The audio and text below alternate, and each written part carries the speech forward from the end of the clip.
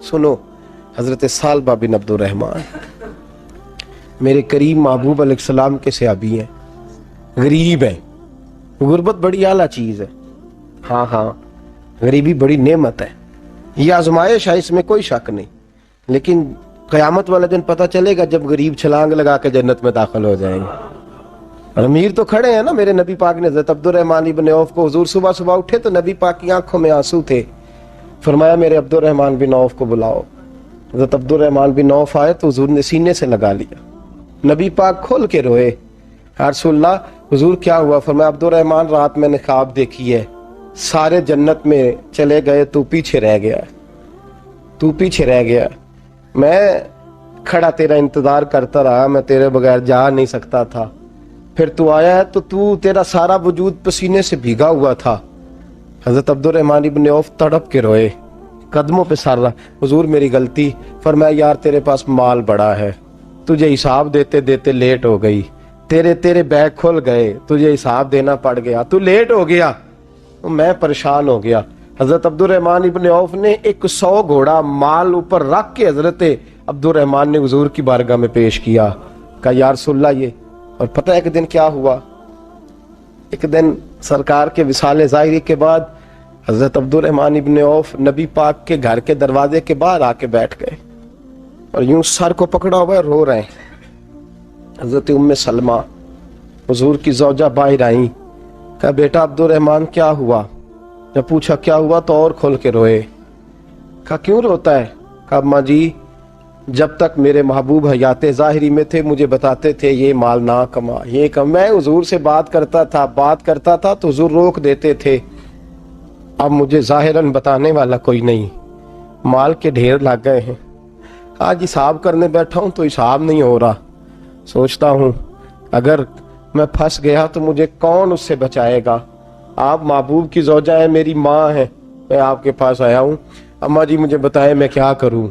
तो हज़रत उम्मे सलमा भी रो पड़ी, कहने लगे महबूब थे, मैं कहाँ उनकी तर्जुमानी कर सकती हूँ, मैं नबी पाक की तर्जुमानी कैसे करूँ?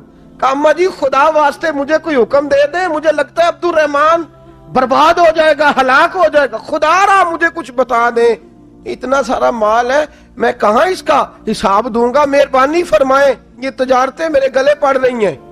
हजरत उम्मे सलमा की जब मिन्नत की तो फरमाने लगी जा बेटे आधा खैरात कर दे। कितना? 2.5% नहीं, कितने फीसद है? 50%, 50%।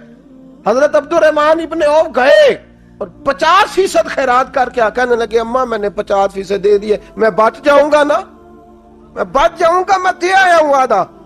तो हजरत उम्मे सलमा फरमाने लगी मैं नबी पाक की बारगाह में सिफारिश करूंगी तेरी, और नबी पाक अल्लाह की बारगाह में सिफारिश करें सल्लल्लाहु अलैहि वसल्लम। हजरत सालबा बिन अब्दुर्रहमान, हुजूर दुआ कर दें, गरीबी है। मेरे नबी पाक ने फरमाया तुझी इस हाल में है, बेहतर है। करते हैं हुजूर नहीं दुआ कर दें। फरमाया तुझी इस हाल में है। तीसरी दफा फिर आ गए, हुजूर ने दुआ कर दी। 4 बकरियां थीं, चंद महीने गुजरे, कुछ तजारत शुरू की, छोटे मोटा लेन देन शुरू किया तो 40 हो गई। कुछ वक्त और गुजरा तो रेवड़ बन गया, फिर गायें भी आ गईं, फिर ऊंट भी आ गए, फिर लाइनें लग गई। फिर हर वक्त हुजूर के करीब बैठने को दिल करता था। अब लेन देन के मामलात थे, अब जरा तबीयत थोड़ी पीछे हटने लगी, थोड़ा दिल पीछे हटने लगा। पहले 5 नमाजें मस्जिद में, फिर जोर असर की छुट्टी, मेरी तरफ देखो और देखो मैं क्या अर्ज कर रहा हूं। फिर जोर असर गई, फिर कुछ वक्त गुजरा तो मगरब भी गई, फिर इतनी बड़ी हवेली कोई नहीं। फिर बाहर जाके मदीने से डेरा लगा लिया, जुमे के जुमे आते। ज़कात का हुक्म आ गया 2 हिजरी में। हजरत अबू हुरैरा रदी अल्लाह तआला अन्हु अमीर ज़कात मुकर्रर हुए। 5 ऊँटों पर 1 बकरी, ये ज़कात ठहरी। अब जब गए ना, ऊँट गिने और बकरियां गिनने लगे। ओहो, 1 करोड़ पे 2.5 लाख किसने दिया था? दुआ किसने फरमाई? ओहो, इतना मेरे पैसे बैंक से मैसेज आ जाएगा, इतने कम हो गए।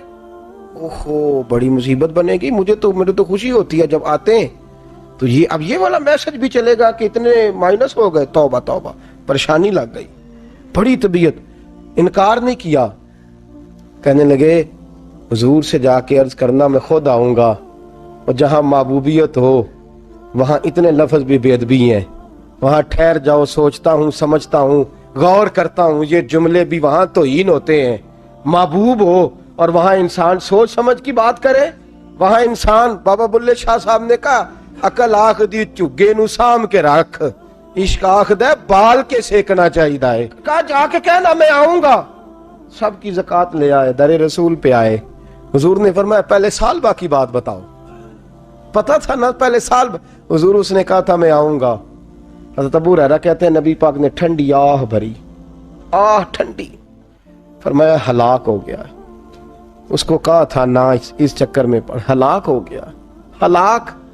حضرت ابو ہریرہ فرماتے ہیں دو باریک باریک آنسوؤں کے قطرے بھی میں نے محبوب کی آنکھوں میں دیکھے۔ اپنا ہے نا تو دکھ ہوا، یار میرا اپنا تھا، ہلاک ہی ہو گیا ہے، کدھر چلا گیا ہے۔